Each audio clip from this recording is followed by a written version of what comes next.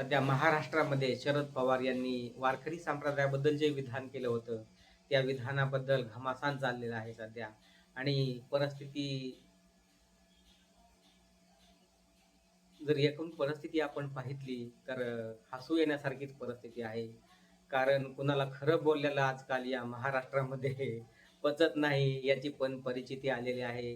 कारण हा महाराष्ट्र आता पहिल्यासारखा पुरोगामी राहिलेला नाही. जे काही संतांनी या महाराष्ट्रामध्ये बी पेरलं होतं, पुरोगामी महाराष्ट्र, छत्रपती शिवाजी महाराजांनी जे बी पेरलं होतं पुरोगामी महाराष्ट्राचं, ते पीक आता या डुप्लिकेट लोकांमुळे धोक्यात आले का काय असं वाटायला लागले. आणि खरोखरच महाराष्ट्रामध्ये दयनीय परिस्थिती आहे सध्या. सामाजिक वातावरण, धार्मिक बाबीमध्ये देखील अत्यंत वाईट विचारांचा, वाईट प्रथा, परंपरा, रूढी, विचारांचा पगडा निर्माण झालेला आहे. एकीकडे पाहितलं आपण तर संत ज्ञानेश्वर महाराज, तुकाराम महाराज, नामदेव महाराज यांनी वारकरी संप्रदायामध्ये जी आचारसंहिता निर्माण केली, जे वारकरी संप्रदायाने कसं राहिलं पाहिजे, काय केलं पाहिजे, कसं वागलं पाहिजे, या अभंगाच्या माध्यमामधून मार्गदर्शन केलेलं आहे. हे मार्गदर्शन आताचे वारकरी पाळतात का? हे पाहितलं तर नाही, अजिबात नाही मित्रांनो. तुकाराम महाराजांनी आपली करोडो अब्जावधीची इस्टेट त्या काळाची गोरगरिबांना दानमध्ये देऊन टाकली होती मित्रांनो. आपल्याला हे तर नक्कीच माहीत आहे. परंतु आताचे संत काय करतात? परमार्थाच्या आड येते माझ्या ती इस्टेट, नको मला ती इस्टेट.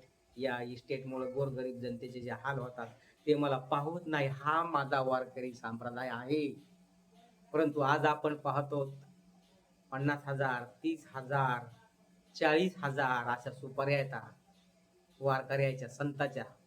आता जे साधू म्हणून घेतात ना, त्यांच्या डुप्लिकेट साधूच्या सुपाऱ्या तर सुपाऱ्या. आणि तिकडं तुकाराम महाराजांचं जर आपण पाहितलं तर स्वतःची इस्टेट, प्रपंच, स्वतःची इस्टेट माझ्या परमार्थाच्या आडी येते, माझ्या गोरगरीब जनतेच्या आडी येते. त्यांची सेवा मला करू देत नाही, परमेश्वराची सेवा करू देत नाही म्हणून दान केली.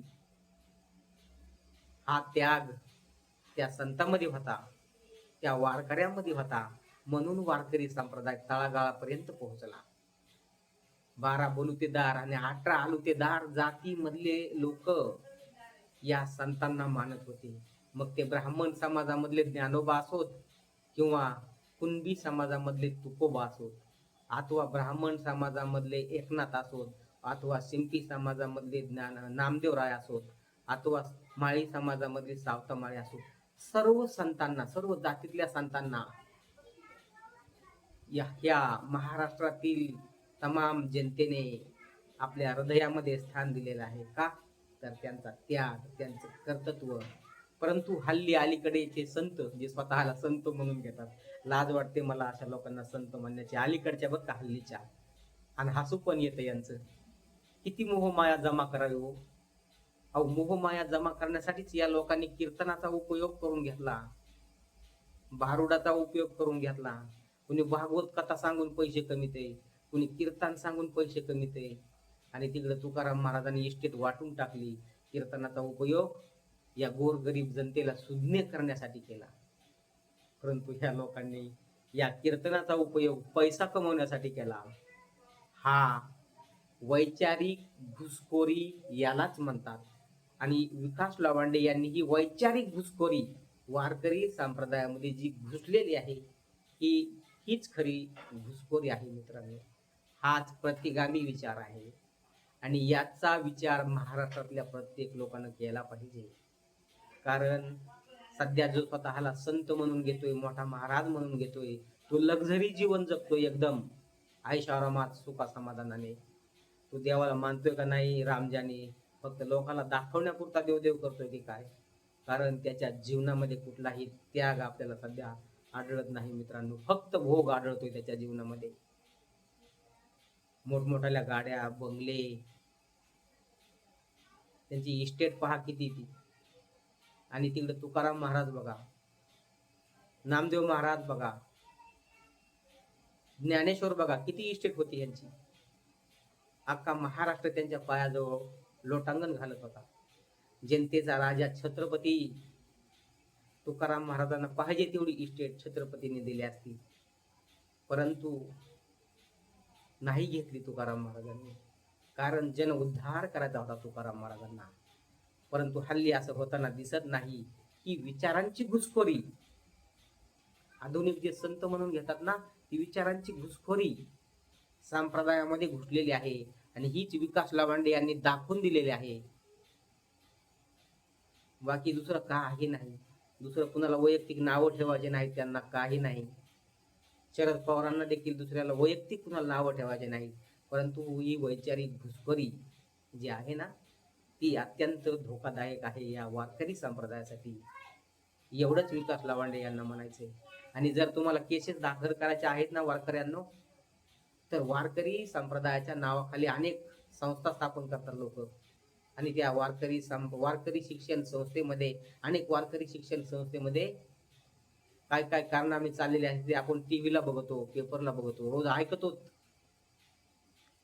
ह्या बाईने अमुक अमुक असं केलं, त्या वारकरी संप्रदायातील बाबाने अमुक तसं केलं, हे आपण ऐकतो. वारकरी संप्रदायाला विनाकारण हे लोक बदनाम करतात. ह्या लोकांच्या विरोधात केस टाका, ह्यांच्या विरोधात आवाज उठवा, अशा डुप्लिकेट साधूच्या विरुद्ध आवाज उठवा, त्यांना काय सजा द्यायची द्या, शासन द्या. परंतु खरं बोलणाऱ्याला तुम्ही केस करणार, त्याच्यावर कार्यवाही करणार, त्याच्यावर दबाव आणणार, त्याला फोन करणार, त्याला धमक्या देणार. अरे हे कुठली पुरोगामी विचार हे? हा तर सरळ सरळ नाठाळपणा झाला. नाठाळपणा झाला, नाठाळ. आणि तुकाराम महाराजांनी काय म्हटलेलं आहे आपल्याला हे चांगलंच माहित आहे. जर तुकोबाला मानत असाल तर, तुकोबालाच जर मानत नसाल तर काय? तुकारामाच्या आचारसंहिता तुम्ही अक्षरशः पायाखाली तुडवल्या. देती घेती नरका जाती, तुकाराम महाराजांनी म्हटलंय. पण कुणीही ऐकत नाही. सगळे लक्झरी जीवनाच्या पाठीमागे लागलेले आहे. बाकी काही नाही. वारकरी संप्रदाय जो पूर्वीचा होता, तो खरोखरच वारकरी संप्रदाय प्युअर सोनं होतं, सोनं. एवढंच मला म्हणायचे मित्रांनो. वारकरी संप्रदायामधील झालेली ही वैचारिक घुसखोरी खरोखरच अतिशय डेंजर आहे मित्रांनो. आणि माझा पूर्वीचा ज्ञानोबा, तुकोबा, एकनाथ यांचा वारकरी संप्रदाय परत या महाराष्ट्रात निर्माण हो. सर्वांना परमेश्वर विठ्ठल सद्बुद्धी देवो.